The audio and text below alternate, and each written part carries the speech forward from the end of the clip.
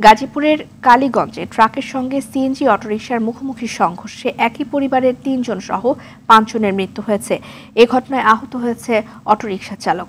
শনিবার রাত 10:30টার দিকে এই দুর্ঘটনাটি ঘটে। পুলিশ জানায়, গাজীপুরের কালীগঞ্জের দেওপাড়া এলাকায় একটি মালবাহী ট্রাকের সঙ্গে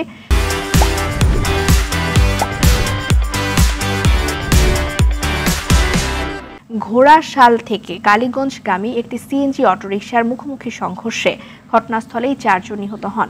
হাসপাতালে নেয়ার পর মৃত্যু হয় আরেক শিশুর।